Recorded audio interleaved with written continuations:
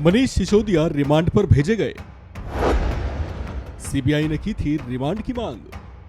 दिल्ली के उप मुख्यमंत्री मनीष सिसोदिया को 4 मार्च तक के रिमांड पर भेज दिया गया है।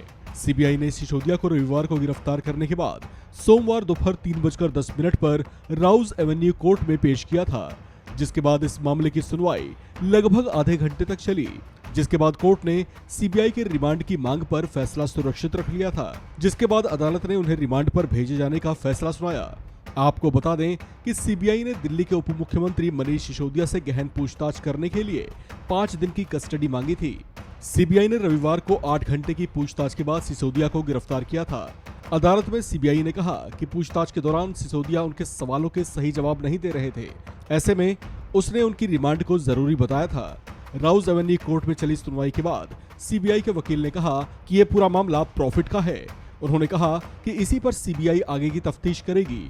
सीबीआई की ओर से वकील ने कहा कि सिसोदिया क्योंकि आबकारी मंत्री हैं, ऐसे में वे मंत्रियों के एक समूह की अगुवाई भी कर रहे थे। उन्होंने कहा कि लिकर पॉलिसी मॉडल को लेकर कोई चर्चा नहीं की गई। वहीं दिल्ली के डिप्टी सीएम मनीष सिसोदिया की ओर से वकील दयान कृष्णन ने अपना पक्ष रखते हुए कहा कि खुद दिल्ली के उपराज्यपाल ने मई 2021 में लिकर पॉलिसी को अनुमति दी थी।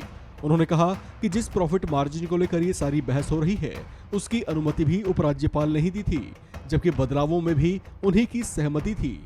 सिसोदिया की ओर से वकील दयान कृष्णन ने सीबीआई के सवालों पर भी प्रश्न चिन्ह खड़े किए। उन्होंने बताया कि पहले ही दिन सीबीआई ने फोन के बारे में बात की थी। कहा कि सिसोदिया ने 4 फोन इस्तेमाल किए, जबकि 3 फोन उन्होंने नष्ट कर दिए। सिसोदिया के वकील ने कहा कि क्या सिसोदिया अपने फोन को किसी सेकंड हैंड शॉप पर नहीं दे सकते। वकील ने कहा कि उन्हें इस बात का पूर्वाभास कैसे हो सकता है कि एक दिन भविष्य में सीबीआई उनसे उनके फोन मांगेगी और न देने पर गिरफ्तार करेगी। सीबीआई के वकील के इस आरोप पर कि सिसोदिया सही जवाब नहीं दे रहे हैं, उस पर सिसोदिया के वकील ने कहा कि उनके मुवक्किल ने यथासंभव अपनी ओर से सीबीआई को पूरा सहयोग किया है।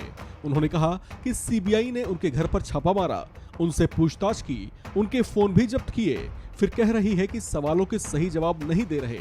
ये बात समझ से परे है। उन्होंने कहा कि सिसोदिया अपनी ओर से पूरा सहयोग कर रहे हैं।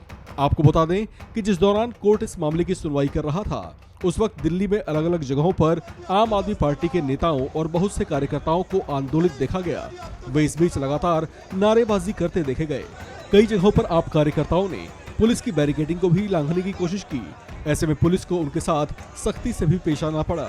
गौरतलब है कि साल 2022 जुलाई महीने में दिल्ली के उपराज्यपाल वीके सक्सेना ने ही डिप्टी सीएम मनीष सिसोदिया के खिलाफ सीबीआई जांच की सिफारिश की थी। दिल्ली के उपराज्यपाल का आरोप था कि मनीष सिसोदिया नियमों की अनदेखी कर रहे हैं। ऐसा कहते हुए उन्होंने उन पर भ्रष्टाचार के आरोप लगाए थे। उनके ऐसे आरोपों के बाद ही सीबीआई और प्रवर्तन निदेशालय ने उनके खिलाफ जांच शुरू की थी। इसी दौरान बीजेपी ने सिसोदिया पर नए टेंडर के बाद गलत तरीके से शराब ठेकेदारों के 144 करोड़ माफ करने के आरोप लगाए थे। इस खबर में फिलहाल इतना ही।